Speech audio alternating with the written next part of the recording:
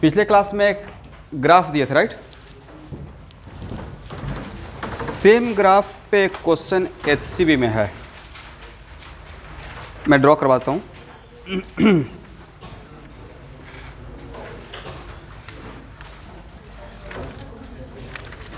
Please बिल्कुल आपस में बात मत कीजिए, क्या प्रॉब्लम है भाई?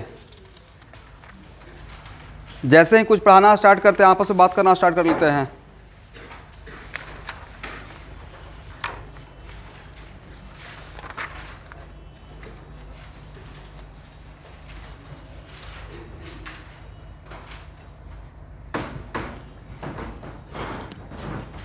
सपोज कीजिए कि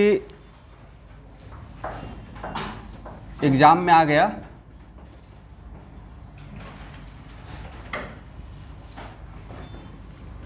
इज इट कंपल्सरी कि ऑलवेज आइस -273 डिग्री पर रहेगा और -20 डिग्री से 120 डिग्री तक टेम्परेचर का अगर वेरिएशन कर रहे हैं तो ग्राफ कैसा होगा? ड्रॉ कीजिए। तो पिछले क्लास में सिखाए थे ना, -20 से +120 degree. For a certain amount of ice, temperature vary from where to where? -20 से +1. Then what is the graph? किसका वर्सेस किसका? T versus Q.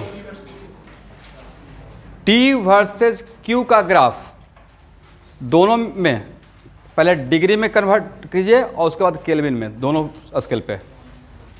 मुझे इसका ग्राफ चाहिए T वर्सेस Q का और चाहिए T वर्सेस Q का। पिछले क्लास में ऐसा ग्राफ सिखाए थे? ओके, ड्रॉ कीजिए, सब लोग ड्रॉ करेंगे।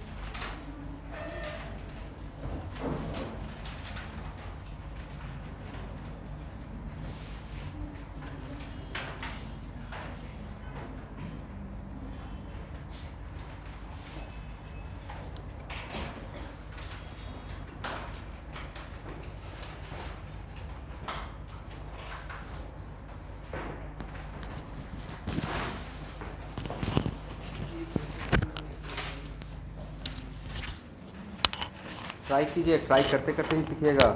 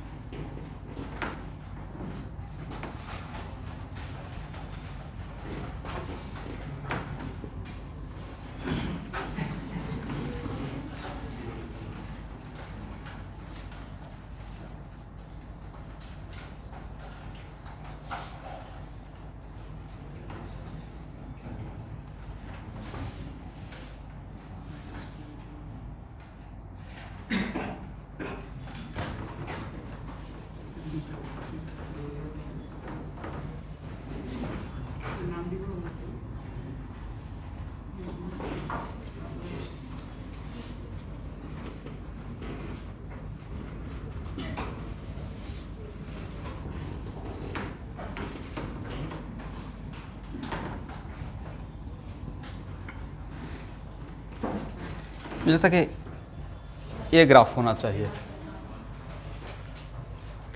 ए से बी तक -20 से 0 degree, equation of a straight line, right. B से सी तक का प्रोसेस रहेगा लैटेंट हीट ऑफ फ्यूजन का, उस और वो हो गया फेज ट्रांसफॉर्मेशन का, वहाँ पे टेम्परेचर फिक्स हो जाता है अगर आइस के लिए बात कर रहे हैं तो, राइट। और उसके बाद सी अगेन, इसका मतलब बी पे थे तो क्या था, आपके पास 100% आइस था, और बी और सी के बीच में mixture of ice plus liquid as water, right. और सी पे आए तो all ice converted to what, water, liquid form में, राइट। सी के बाद जो आप अगर हीट देंगे तो टेम्परेचर इंक्रीज कराएगा, right. Again equation of a straight line, कहाँ से कहाँ तक, 100 डिग्री तक, 100 डिग्री पे आकर फिर से टेम्परेचर फिक्स हो जाएगा, कांस्टेंट हो जाएगा, बजाय फेज का transformation, latent heat of vaporisation. और डी पे प्योर लिक्विड था, ई पे प्योर वेपर हो गया, बट डी और ई के किसी यहाँ पे अगर बात करेंगे, राइट, तो हीट तो सप्लाई कर रहे हैं, बट डी और ई के बीच में क्या रहेगा, mixture of liquid plus gas, right.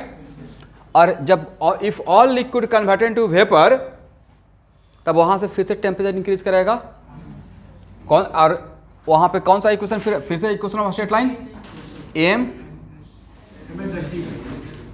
M S steam ना, डेल्टा टी, मतलब टी माइनस जो भी टी नोट रहेगा क्यू, राइट। बट हम लोगों को ग्राफ को उल्टा करके ड्रॉ करना था, क्यू वर्सेस टी नहीं, टी वर्सेस, तो स्लोप का काम यहाँ पे एम एस कर रहा था, या स्लोप का काम 1/ms हो गया था, 1/ms हो गया था। अब दोबारा यहाँ पे बताने का रिक्वायरमेंट है कि इन तीनों में से कौन दो लाइन पैरेलल रहेगा, ए बी और ई एफ, जहाँ तक मुझे याद है ए और ए क्या था, पैरेलल, बट ए इसके साथ पैरेलल नहीं था। और इस एंगल तो हम लोग निकालने के समझ गए हैं। तो भाई ये ग्राफ HCB में भी है, कैलोरीमेट्री के वर्कआउट में देखिएगा, ठीक है, एग्जाम में आया हुआ भी है। इज इट कंपलसरी कि ऑलवेज आपको आइस के लिए दिया जाएगा, जो दूसरा रहेगा उसका melting point other than 0 degree भी तो हो सकता है, बट ग्राफ ड्रॉ करने का तरीका तो अलग नहीं रहेगा। इस टाइप का ग्राफ अगर आप दोबारा आता है तो बन जाएगा, ओके। बट एक किस स्केल पे आपने ड्रॉ किया है, सेल्सियस पे। अगर केल्विन स्केल पे ड्रॉ करना रहता तो, केल्विन स्केल पे ड्रॉ करना रहता तो कहाँ से ड्रॉ करते हैं, अब 0 से नहीं, -273 पे आप नहीं है, -20 डिग्री का मतलब यस 253, नॉट 0 केल्विन, करेक्ट। तो वहाँ से एक ग्राफ जाएगा, ठीक है,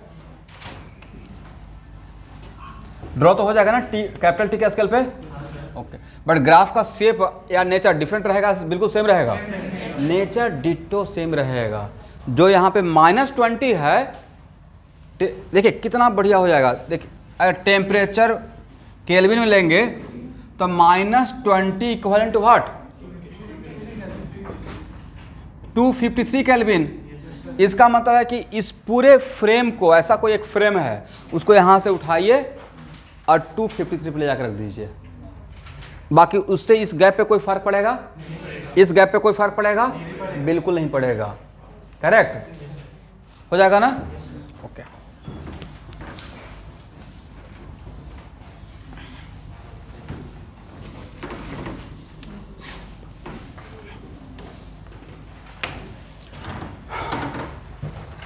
लिखिए एक क्वेश्चन बनाई तो अब कुछ प्रॉब्लम प्रैक्टिस करते हैं।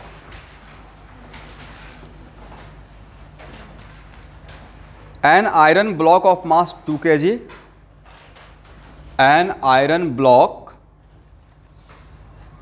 of mass 2 kg fall from a height 10 meter. An iron block of mass 2 kg fall from a height 10 meter. After colliding with ground, it loses 25% energy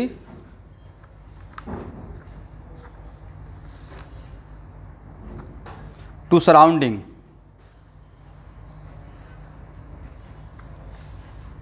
it loses 25% energy to surrounding.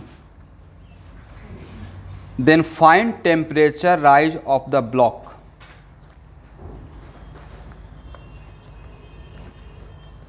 Then find out temperature rise to the block.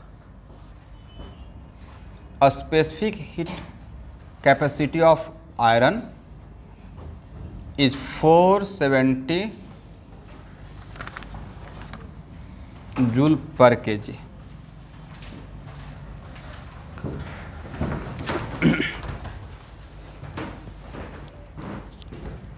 सब लोग question तो लिख पाए हैं ना? देखिए question ये है स्टूडेंट,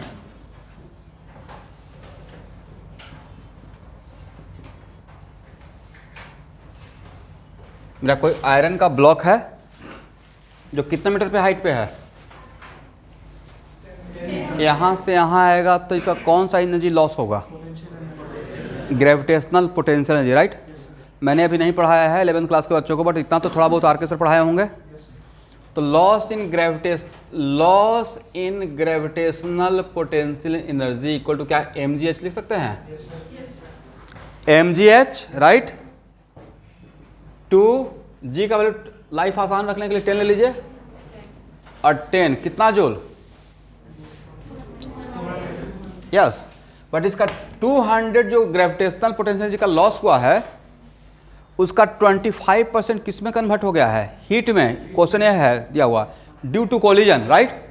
ऐसे तो loss in gravitational potential should be converted into kinetic energy, but देखते हैं किसी चीज़ में दो चीज़ कोई कोलाइड करता है तो थोड़ा सा आग का चिंगारी निकलता है, तो हीट में भी थोड़ा लॉस होता है। तो यहाँ पे क्वेश्चन दिया हुआ है कि ड्यू टू कोलिजन इसका जितना भी यहाँ था उसका 25% कन्वर्टेड इनटू व्हाट? हीट। तो हीट में कन्वर्ट होगा तो टेम्परेचर बढ़ेगा, राइट। दैट्स वाई यहाँ पे बोल सकते हैं ms delta theta, ms equal to what? इसका 25% हीट में कन्वर्ट हुआ है, तो उसी की वजह से जो हीट में कन्वर्ट होगा उसके वजह से ही टेम्परेचर में इंक्रीज होगा, राइट। तो इसका 25% कितना? 50 जूल। तो क्या यहाँ से डेल्टा थीटा निकल जाएगा? 50/m into S, 50/50। m कितना है? 2 ना, s कितना है? यही आपका आंसर रहेगा, डिग्री। समझ में आ गया?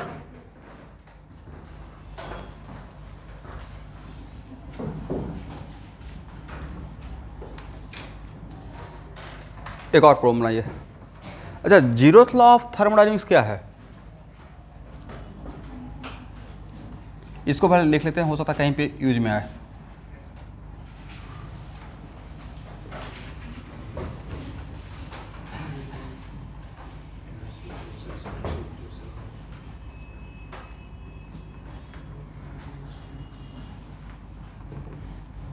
देखिए ये 11th क्लास का बैच है, तो यहाँ पे बहुत आराम से इसको बहुत डेप्थ में पढ़ाते हुए आगे बढ़ूंगा, और हर 1 मिनट हर कॉन्सेप्ट पे सफिशिएंट एग्जांपल करवाऊंगा। सफिशिएंट में तो सफिशिएंट जो मुझे लगता है कि जिस टाइप से क्वेश्चन एग्जाम में आता है, और उसके लिए प्रॉपर मैं इसका रेफरेंस भी अपने साथ लेके चल रहा हूँ। बोलिए।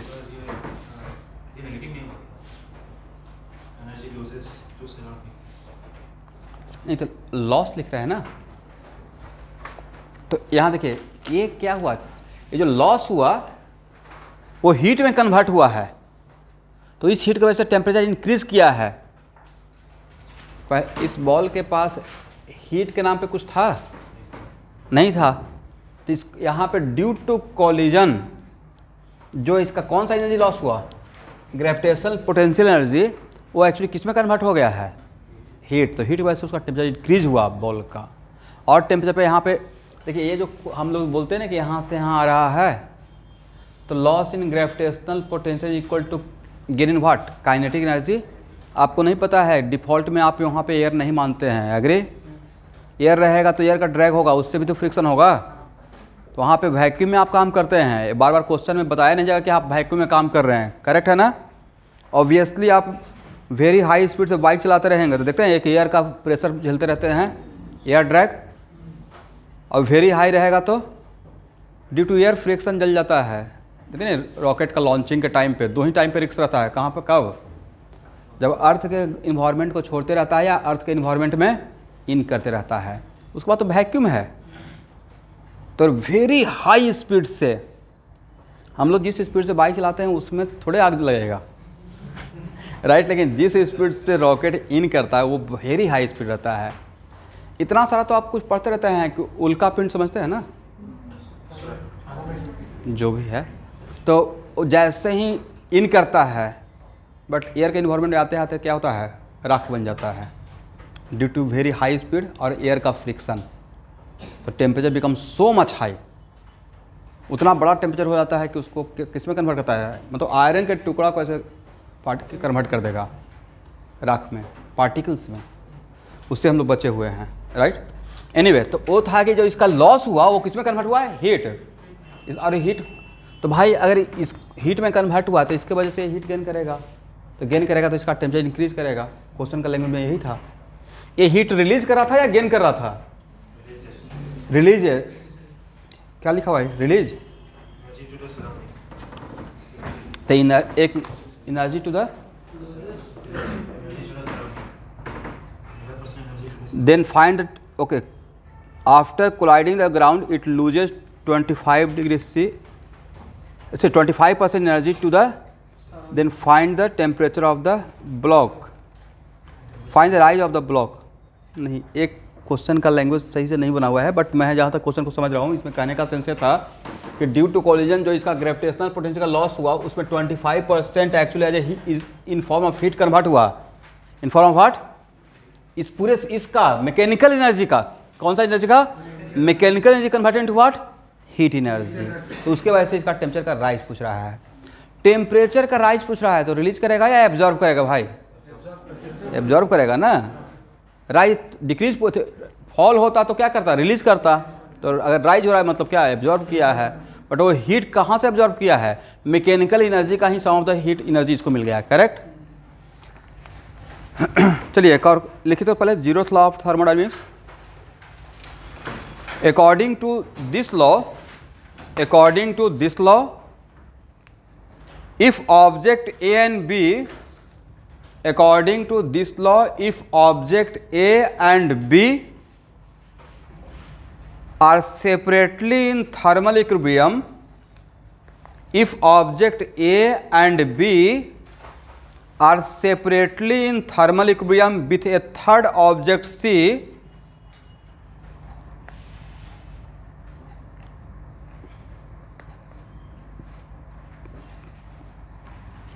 then object A and B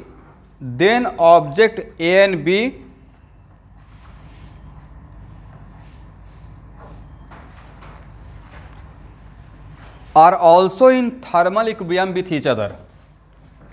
If object A and B are separately in thermal equilibrium with a third object C, then object A and B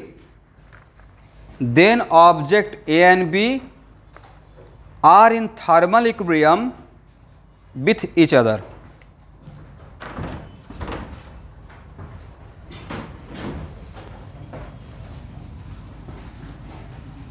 यहाँ देखिए स्टूडेंट,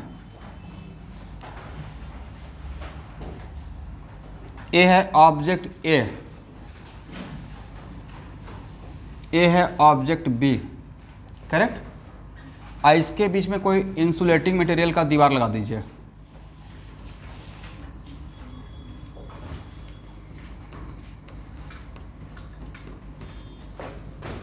मतलब नॉन कंडक्टर का, right.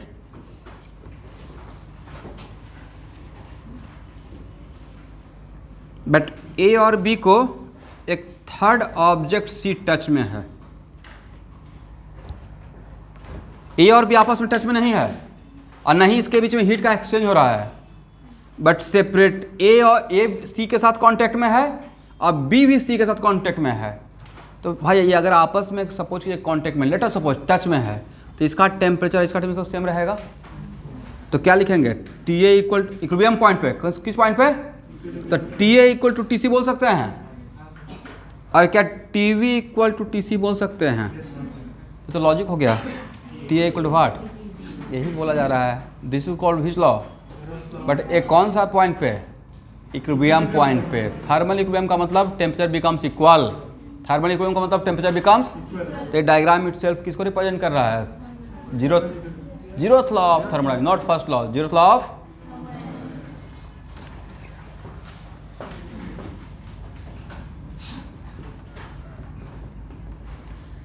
From first and second,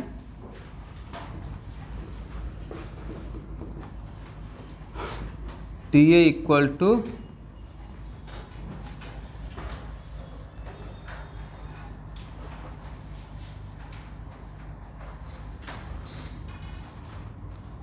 equation number 2 है T B equal to T C. Equation number 1 क्या है? T A equal to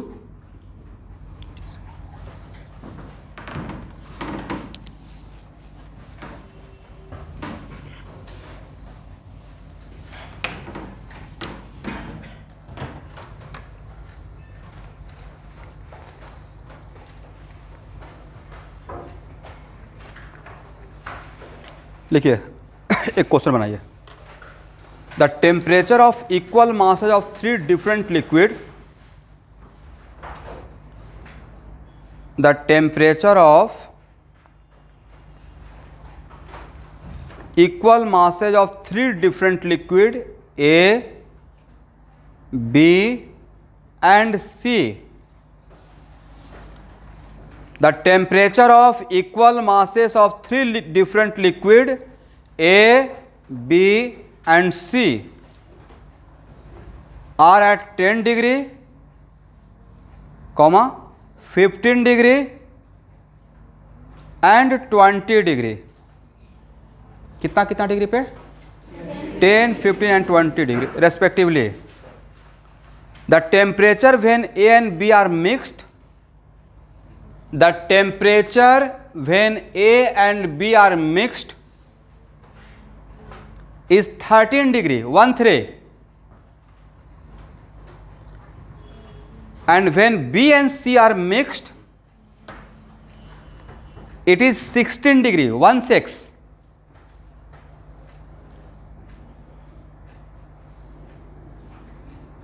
Full stop. What will be the temperature when A and C are mixed? What will be the temperature when A and C are mixed?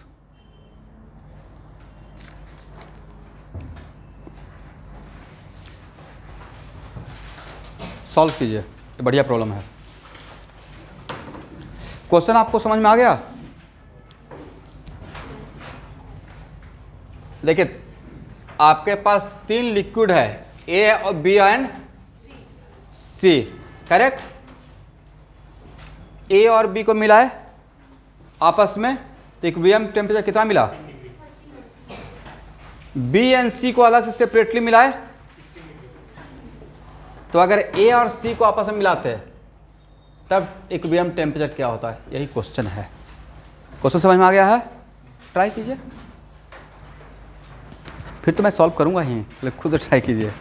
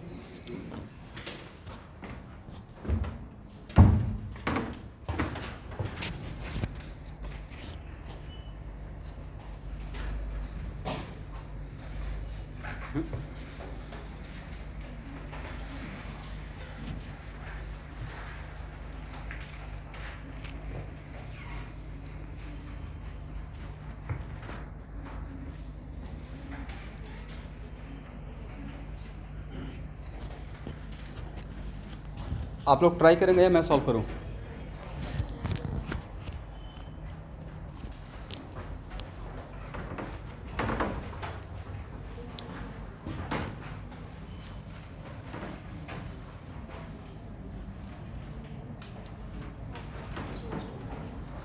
Student आप लोग try करेंगे? Everyone last bench.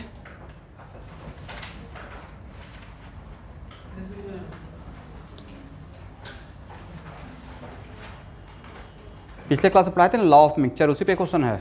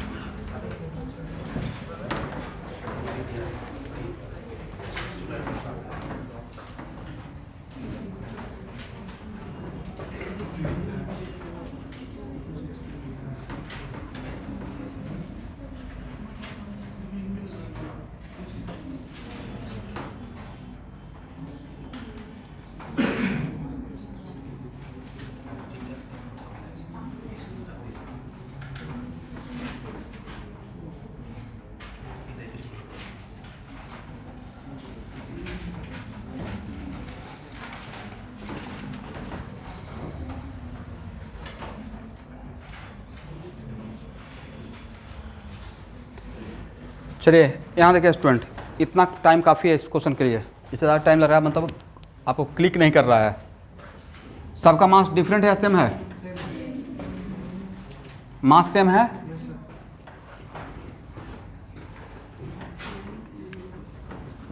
मास अगर M and M, भाई इसका क्या specific heat capacity दिया हुआ है? नहीं दिया हुआ है। नहीं दिया और फिर भी क्वेश्चन दिया हुआ हो, मतलब मानना पड़ेगा आपको। इसका S1 मान लीजिए, इसका क्या मान लीजिए? S2, ऐसा क्या मान लीजिए? S3। करेक्ट? किसी भी तरीके से इट इज वेरी इंपॉर्टेंट यहाँ देखना है, अगर S1 और S3 के बीच में अगर रिलेशन में बता दूं तब तो क्वेश्चन बन जाएगा। और सबसे पहले आपको निकालना था कि ए और सी को मिक्स करेंगे तो फाइनल टेम्परेचर क्या होगा, तो उसमें ऑब्वियसली ए और सी का स्पेसिफिक हीट कैपेसिटी इन्वॉल्व होगा, और दिया हुआ नहीं है। इसका मतलब कुछ ना कुछ उसका बीच में रिलेशन के लिए दो कंडीशन दिया हुआ था, राइट? तो पहला कंडीशन में किसको मिक्स किए हैं? When A and B are mixed, तो क्या यहां पे ए लिख सकते हैं? एम, इसका M S1, very good, T1 अब plus M S2 T2 equal to what? M S1 T अब प्लस एम S2T। एम और एम तो आपस में क्या हो गया है? कैंसिल। और यहाँ पे T1 तो पता है ना? T1 तो पता है, तो यहाँ से कितना हो जाएगा? तो S1 लिखिए,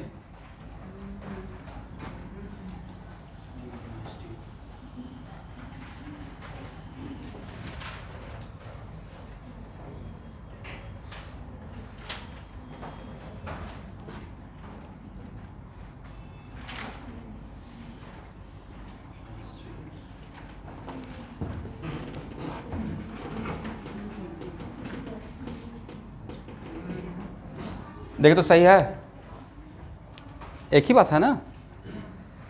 T1 माइनस टी कितना? T1 माइनस टी -3, तो -3S1 और T माइनस T2 कितना? T minus T2, T minus T2, ये भी -2, -2, तो -3s1 इक्वल टू -2s2, मतलब 3s1 equal to 2s2। Everyone देखिए, तो यहाँ से s1 s2 का रिलेशन पता चल गया, एग्री।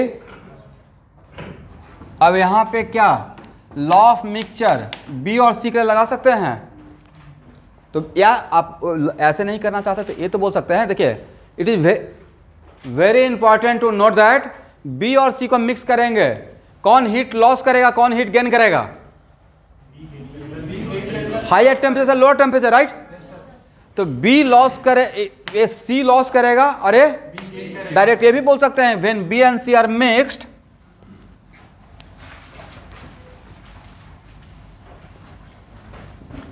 जब B और C को मिलाते हैं तो loss of heat must be equal to what, gain of heat. अब आप अप्लाई योर कॉमन सेंस, और यहाँ पे 15 डिग्री रहेगा, 20 डिग्री रहेगा, या उसको बीच का टेम्परेचर 16 डिग्री दिया हुआ था ना, कितना दिया हुआ था 16, होना भी चाहिए था। किसी का इंक्रीज करेगा तो किसी का डिक्रीज करेगा, दोनों के बीच का इक्विलिब्रियम टेम्परेचर रहेगा। क्या इक्विलिब्रियम टेम्परेचर बियॉन्ड 15 जाए, बिलो 15 जाएगा क्या, और बियॉन्ड 20 जाएगा, या बीच में रहेगा, बीच में रहेगा। तो M(S2) 16 माइनस 15, सॉरी M(S3) कितना लॉस होता है, इनिशियल माइनस फाइनल, तो 20 minus 16 becomes equal to M(S2) 16 minus 15, M से M कैंसिल, तो कितना हो जाएगा 4s3 बिकम्स इक्वल टू, भाई इक्वेशन कहीं पे एक बनाए थे ना, इक्वेशन फर्स्ट और इक्वेशन सेकेंड के हेल्प से बताइए तो S1 और S3 में क्या रिलेशन निकाल सकते हैं। S1 S3 का डायरेक्ट रिलेशन नहीं था, बट अब तो निकल जाएगा फर्स्ट और सेकंड से। व्हाट रिलेशन बिटवीन, वहां से क्या करें, S2 को in terms of S1 put कर दीजिए, तो S2 इक्वल टू क्या बोल सकते हैं 3s1/2, क्या S2 के बदले 3s1/2 लिख सकते हैं, 4s3 इक्वल टू 3s1/2। इसका मतलब जहां भी रिक्वायरमेंट रहेगा हम लोग S1 को S3 में या S3 को S1 में कन्वर्ट कर सकते हैं। यहां तक समझ में आ गया, इसको हटाएं।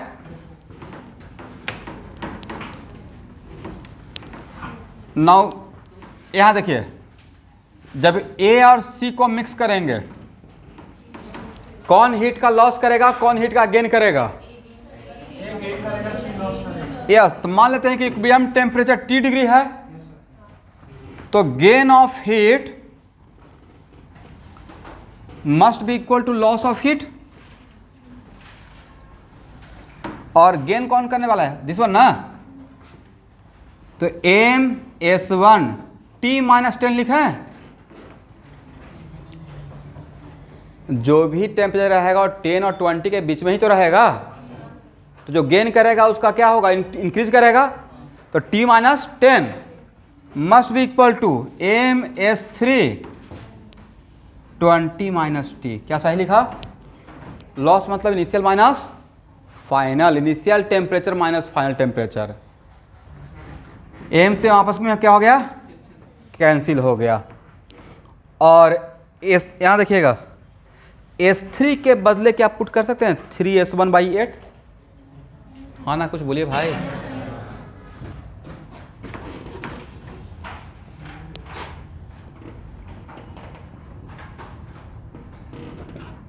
ये तो बिल्कुल परफेक्ट ऑब्जेक्टिव है नीट के लिए, राइट।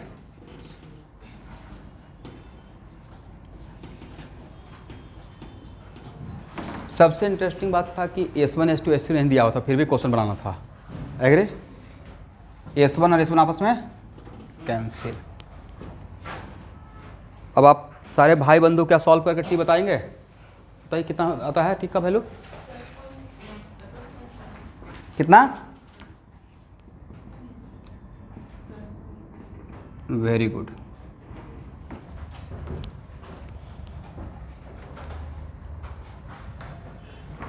चलिए एक क्वेश्चन और बनाइए।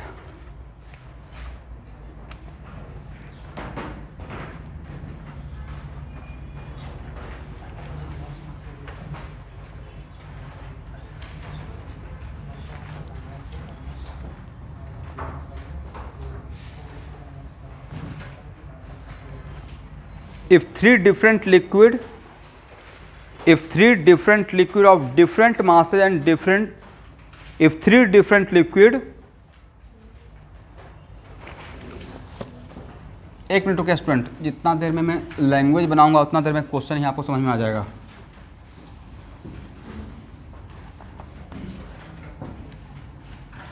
लैंग्वेज तो आप समझ में आ जाएगा ना कि मैं क्या बोलना चाह रहा हूँ। तीन लिक्विड है A, B एंड C, इसका मास है m1, स्पेसिफिक कैपेसिटी कितना है S1, और ये टेम्परेचर T1 पे है। मुझे नहीं पता है कि T1, T2, T3 में कौन बड़ा कौन छोटा। ये क्या है M2, S2 and T2, M3, S3, T3। Yes, इन तीनों को एक साथ मिक्स कर दिया गया तो इक्विलिब्रियम टेम्परेचर क्या रहेगा। ये तो थ्योरी पढ़ाए थे पिछला क्लास में।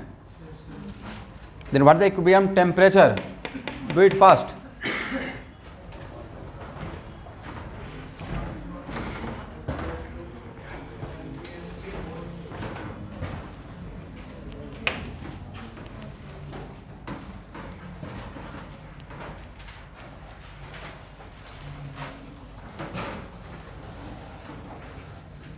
वेरी गुड, यही तो पढ़ाए थे M1 S1 T1, M2 T2 अब plus T3 equal to what, M1 S1 M2 S2, मैं एक साथ कॉमन ले लिया, M3 S3, ये तो सही है। और ये T क्या है, इक्विलिब्रियम टेम्परेचर।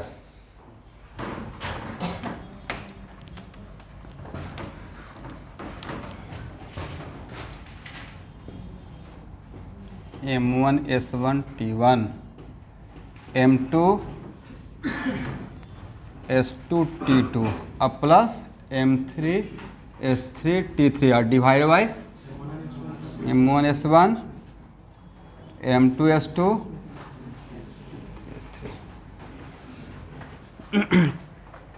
देखिए स्टूडेंट, जब दो लिक्विड को आपस में मिक्स करेंगे तब, ध्यान सुनिएगा, दो लिक्विड को आपस में जब मिक्स करेंगे तब समझ में आता है कौन लॉस करेगा कौन गेन करेगा। तीन लिक्विड को जब मिक्स करेंगे तो ऑल ऑफ सडन पता नहीं चलेगा कौन किसको दे रहा है कौन किससे ले रहा है, राइट। तब उस टाइम पे ये बहुत बेनिफिटेड रहेगा। ऐसे सोचना, सपोज कीजिए कि 10 डिग्री प्रीवियस क्वेश्चन, उसमें अच्छा प्रीवियस क्वेश्चन में एक और क्वेश्चन बन सकता था, बोले क्या,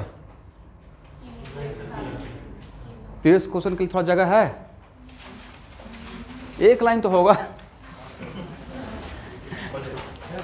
नहीं है तो निकालिए। इन द प्रीवियस प्रॉब्लम ये सॉल्व हो गया ना। In previous problem find equilibrium temperature when A, B and C all are mixed together। in previous का previous नहीं, just previous, when A, B and C all are mixed together then find equilibrium temperature।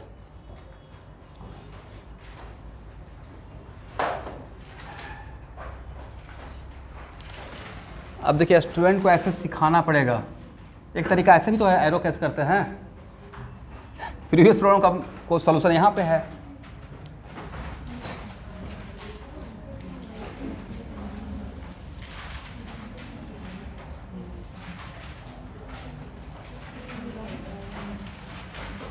कहीं पे जगह थोड़ा निकाल लीजिए। अब इस बात को डिसाइड करने में ज़्यादा टाइम वेस्ट कर रहे हैं कि कहाँ पे लिखे हैं, तब तक आंसर आ जाएगा।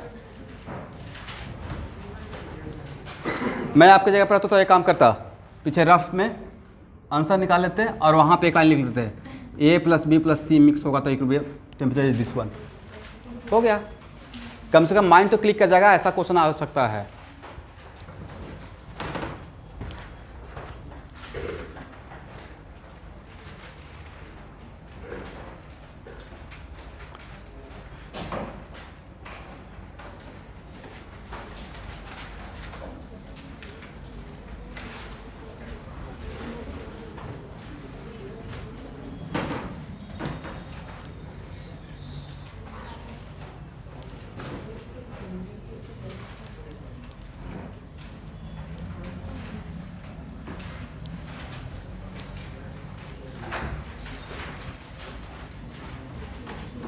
यहाँ देखिए M/S1 10 डिग्री ना, M/S2 कितना डिग्री था, प्लस M/S3 कितना डिग्री 20। इक्विलिब्रियम टेम्परेचर हम लोग A plus B plus C तीनों को मिक्स कर रहे हैं, इक्वल टू क्या लिखेंगे, M/S1 M/S2 M/S3 into T। M से M तो कैंसिल हो गया प्रीवियस प्रॉब्लम के लिए, तो T इक्वल टू 10S1 15S2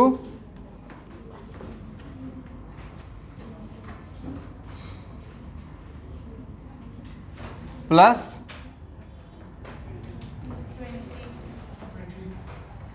ड्रॉपर बैच का मैथ का स्टूडेंट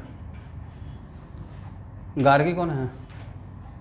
हाँ, जिनको भी मैथ का कोई भी डाउट रहेगा मैथ के सर से एक्स्ट्रा टाइम आप ले सकते हैं। आज सर आएंगे 12 बजे, डिस्कस कर लीजिएगा, ठीक है, जितना भी आपको। बट उसमें उनका थोड़ा सा कांस्टेंट कंडीशन ये है कि कभी भी एक्स्ट्रा आपको टाइम चाहिए तो शाम में आइए, थोड़ा एफर्ट लगाना पड़ेगा। अच्छा, आप ही का नाम गार्गी है? कुछ भी मैथ कराने से मुझे डायरेक्ट बोलिए, हो सकता है एक आध दो प्रॉब्लम मैं भी बता दूँ, फंक्शन वगैरह तो बता ही सकते हैं, लेकिन नहीं बता सकता हूँ फंक्शन इनक्लूटिव वगैरह का। बट फिर भी मैथ के सर को ही पकड़िए, और कभी भी कितना भी डाउट पूछने के लिए मैथ के सर शाम में अवेलेबल रहेंगे। सुबह में थोड़ा उनका प्रॉब्लम है, बट आज आपके लिए स्पेशली 12 बजे आएंगे, प्लीज़ डिस्कस कर लीजिएगा, ठीक है। आप भी कोई भी डाउट रहेगा भाई, कुछ भी प्रॉब्लम मैथ से रिलेटेड है तो मैथ के सर को पकड़िए, मुझे केमिस्ट्री फिजिक्स के लिए पकड़िएगा, ठीक है, और बायो के लिए मुझे मत पकड़िएगा।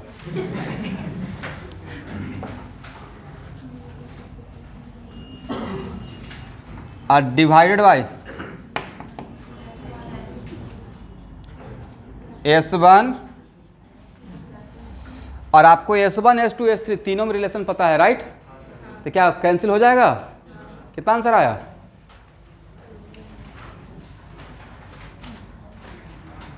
ये तो बिल्कुल नीट का परफेक्ट क्वेश्चन हो गया है। एग्जैक्ट बताइए, कैलकुलेट करके, डिवाइड करके।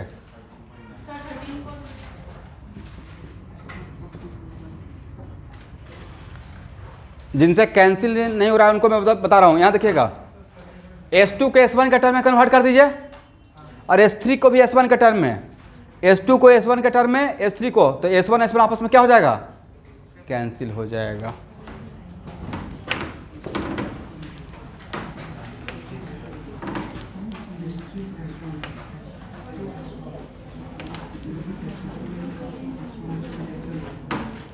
क्वेश्चन तो बन गया ना? एक मिनट, क्वेश्चन बन गया, make a comment.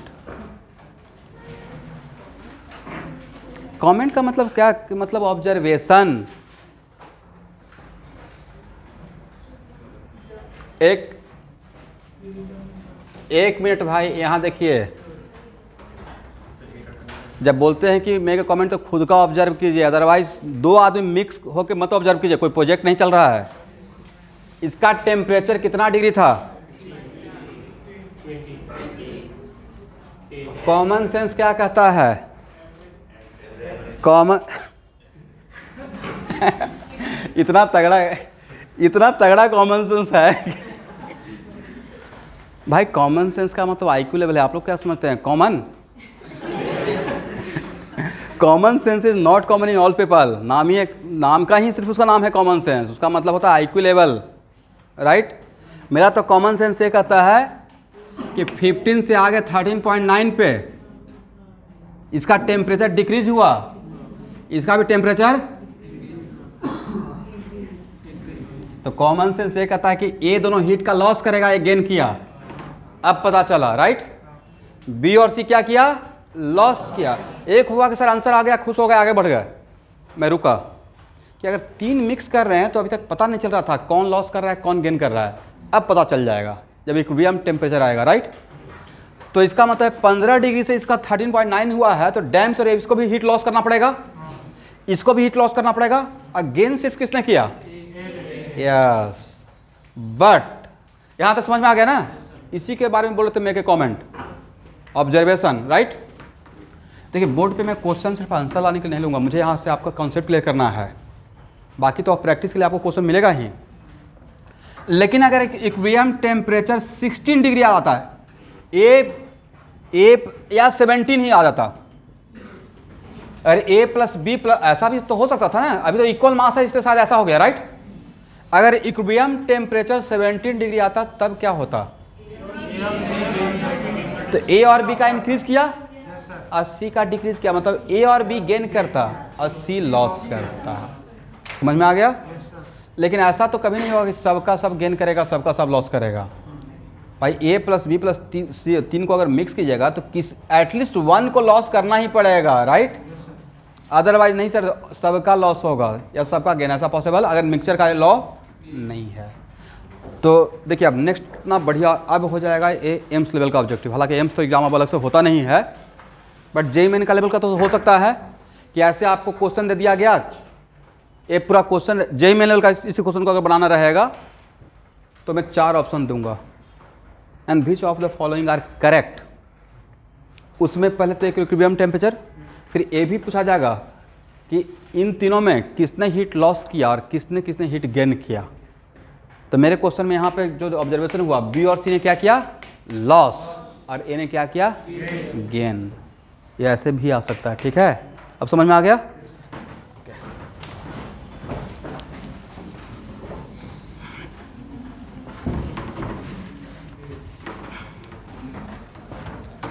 Okay student, अब आप लोगों का एकदम बिल्कुल most favourite,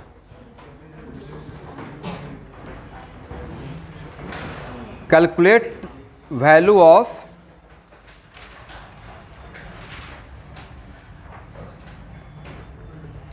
total heat, calculate value of total heat required when 1 kg ice at -20 degree C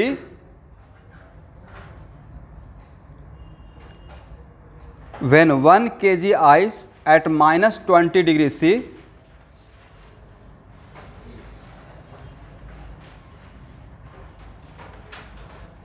converted into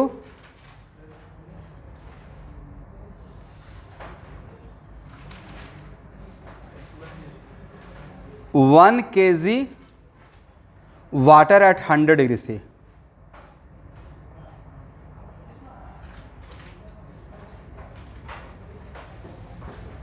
question समझ में आ गया? और specific heat capacity of water कितना है कैलोरी में? 1 कैलोरी पर ग्राम या 1 किलो कैलोरी पर केजी, करेक्ट। एक minute, latent heat of fusion क्या है?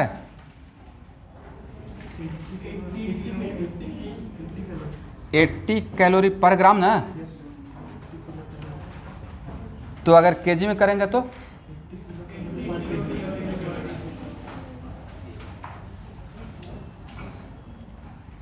आपके लोग पास डेटा तो है? चलिए मुझे लगता है। और specific heat capacity of ice कितना था स्टूडेंट? 1/2 कैलोरी पर ग्राम या 1/2 किलो कैलोरी पर केजी। इसमें हार्डली 3 मिनट लगना चाहिए, सॉल्व इट। वेपर में नहीं जाना है, सिर्फ कहाँ तक? -20 डिग्री से सिर्फ 100 डिग्री सी वाटर तक, राइट।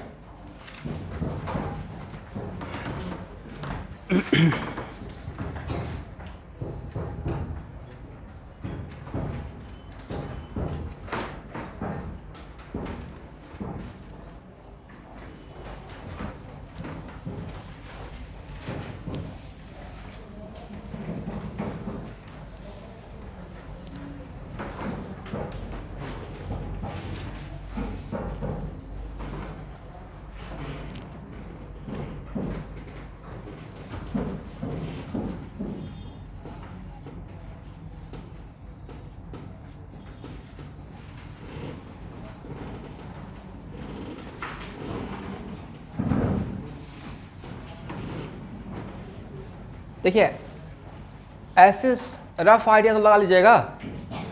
पहले -20 से 0 आना पड़ेगा, उसके लेटर से खर्च हुआ Q1, फिर 0 डिग्री C पे वेट करना पड़ेगा। किस बात के लिए? आइस को मेल्ट करने के लिए। तो वहाँ पे जो खर्च होगा उसको क्या बोलेंगे? Total latent heat of what? Latent heat of fusion. उसका लैटेंट हीट का ही नाम दे दीजिए, कोई बात नहीं है। Latent heat of fusion, right.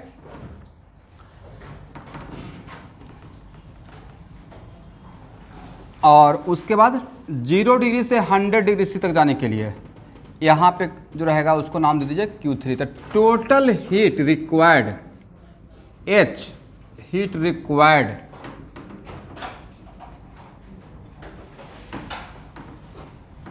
यहाँ से यहाँ तक, यहाँ देखिए यहाँ से यहाँ तक हीट लॉस करेगा या गेन करेगा? फर्स्ट गेन करेगा ना। M S ice delta theta, देखिए तो मैंने सही लिखा। डेल्टा थीटा होगा 0 माइनस -20, 0 माइनस -20 आप plus m into L, where L stand for what? Latent heat of fusion. एक किसमें खर्च होगा? फॉर फेज ट्रांसफॉर्मेशन, आइस से लिक्विड होने में, राइट। अब plus M S W delta theta, कहाँ से कहाँ के बीच के लिए? 0 से 100 कैलकुलेशन हो जाएगा।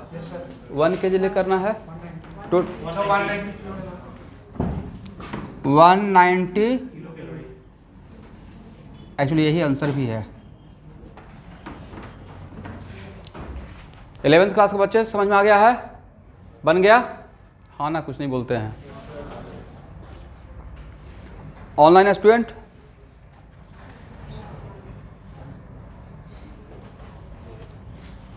जब कोई भी एक मिनट ये डिफिनेशन लिखवाए हैं नहीं लिखवाए हैं? पार्थ प्रतिम,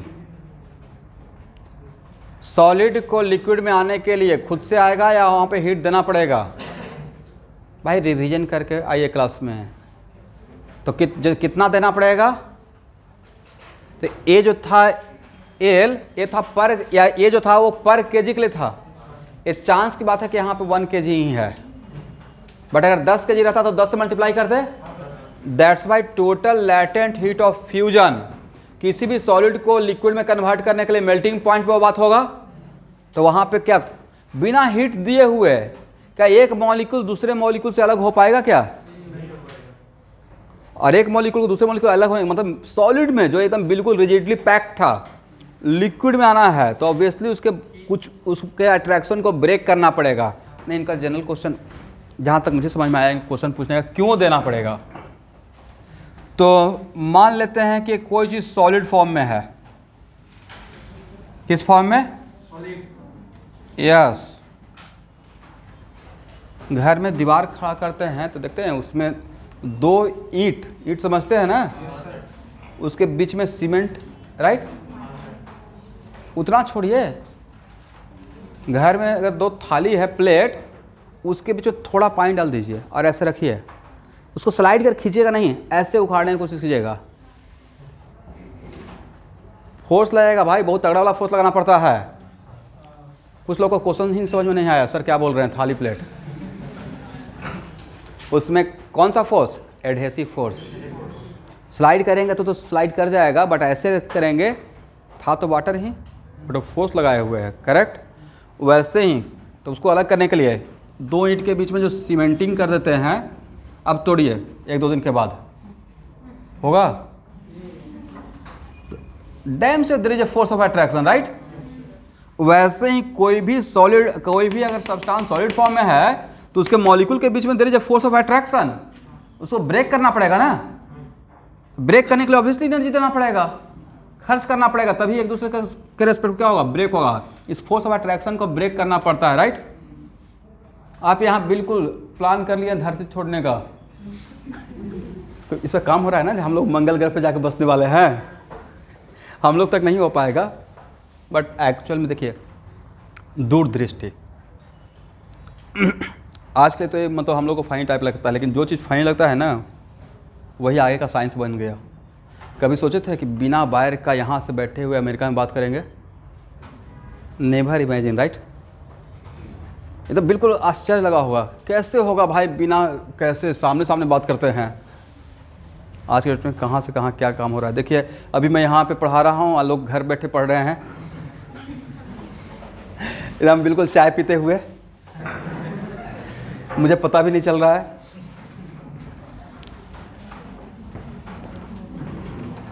ये टेक्नोलॉजी, एक कंपनी बहुत ज़्यादा रातों रात बूम हो गया उसका, जूम का बूम हो गया, राइट? मतलब भाई इसका नाम कोई नहीं जानता था, बड़े बड़े कंपनी तक जानता था जहाँ पे वर्चुअल मीटिंग होती थी। हम लोग कहाँ जानते थे? ऑलमोस्ट मतलब कह सकते हैं जितना भी एजुकेशन इंडस्ट्री है, हालांकि इसके अगेंस्ट बहुत न्यूज़ भी चला था, पैसा निकाल लेगा, ये करेगा, बट आप नहीं होता है ना, जैसे आप आगे बढ़ना स्टार्ट कीजिएगा ना तो कोई रिमर उड़ा दिया। मेरे साथ बहुत हुआ है पार्ट में, अभी तो नहीं होता है, अभी मैं सुनता ही नहीं हूँ। पहले शुरू में इनिशियल में आए थे तो बहुत डरते थे, पता नहीं मेरे बारे में ये बोल देगा कि जैसे ये तो बहुत टफ प्रॉब्लम करवाते हैं, बच्चा भाग जाएगा, मतलब डर लगेगा ना। इनिशियल कैरियर का बात है। फिर समझ में आया किसी का सुनिए ही मत, ज़्यादा तकलीफ होगा, अपना काम करते रहिए, क्योंकि आप डैम श्योर 100% को सेटिस्फाई नहीं कर सकते हैं। अगर सबको सेटिस्फाई कर मतलब आप भगवान हो गए। 100 बच्चा आएगा तो 90 को मेरा बात अच्छा लगेगा और मेरे साथ तो रिजोनेंस होगा, ट्यूनिंग बैठेगा। अब उसमें कुछ ऐसे भी रहेंगे ना कि मतलब नहीं टफ प्रॉब्लम तो ठीक नहीं लग रहा है, ये बहुत टफ है, पढ़ना नहीं चाहते हैं, उनको बस यहाँ पे आना है बैग लेकर और फिर यहाँ से आना है, बस घूमना है, थोड़ा ख़राब लगेगा यार। नहीं तो फिर वो फिर अपने आप को टर्न करना चाहेंगे मेरे अकॉर्डिंग, तो ऑब्वियसली अब वो उस चक्कर में रहेगा उस 10 बच्चों के लिए कि नहीं ये तो ख़राब लग रहा है, इसको पता नहीं, तब आपको नहीं काम चल पाएगा। आप क्योंकि आप अपने आप, मैं अपने आप को चेंज नहीं कर सकता हूँ। मेरा जो वे ऑफ टीचिंग पिछले 10 साल से है, अगर उसको मैं चेंज कर दिया कि इसके बिकॉज मैं इसी वे ऑफ टीचिंग के साथ आगे बढ़ा, इसका मतलब मेरा सही ट्रैक है। अब कुछ पढ़ाने के बाद सारा क्वेश्चन अगर बनना स्टार्ट होता है तो और भी सही ट्रैक है। इसको अगर मैं बच्चों के अकॉर्डिंग चेंज करना स्टार्ट करूँगा, हाँ उनके अकॉर्डिंग चेंज करेंगे, जैसा बोर्ड का पैटर्न रहेगा वो अलग मैटर है, बट कॉन्सेप्ट सिखाने का तरीका को अगर चेंज कर देंगे कि नहीं टफ प्रॉब्लम लेते हैं बच्चे, पता नहीं घबरा जाएगा, आसान प्रॉब्लम लेके चलते रहते हैं। देखते हैं एक ग्राफ में मुझे आधा घंटा लग गया, कोई बात नहीं है, अब तो मैं कॉन्फिडेंस में हूँ, इस टाइप का ग्राफ आएगा बन जाएगा। इसलिए अपना जो ओरिजिनलिटी है उसको मेंटेन कीजिए। ये समझ में आ गया? नेक्स्ट क्वेश्चन लेते हैं।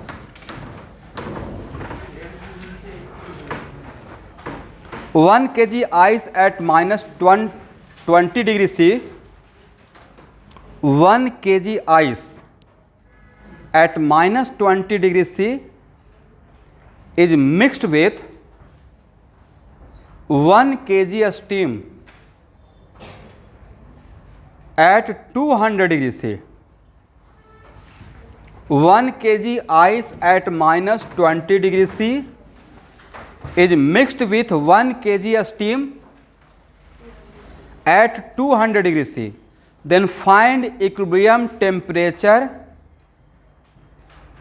Then find equilibrium temperature and mixture content.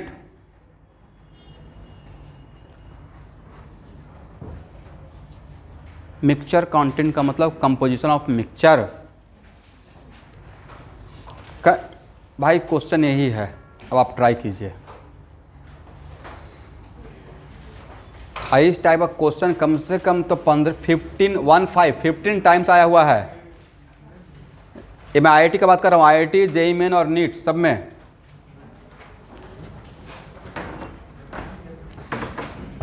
इसका डेटा देना पड़ेगा, स्पेसिफिक हीट कैपेसिटी वगैरह याद है? चलिए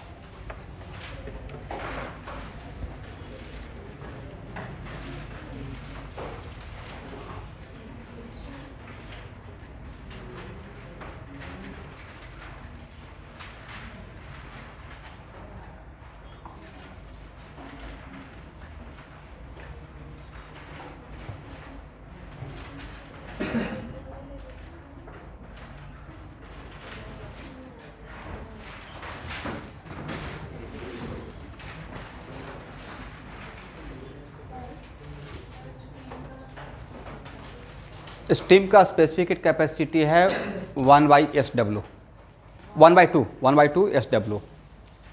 SW कितना होता है 1 किलो कैलोरी पर केजी, तो उसका रहेगा 1/2 किलो कैलोरी पर KG. And what is the latent heat of vaporisation 540 calorie पर ग्राम था, तो केजी के लिए क्या हो जाएगा 540 किलो कैलोरी पर केजी। इस प्रॉब्लम को ट्राई कीजिए, इसमें क्या डिफिकल्टी आप फेस कर रहे हैं वो मेरे साथ शेयर कीजिए।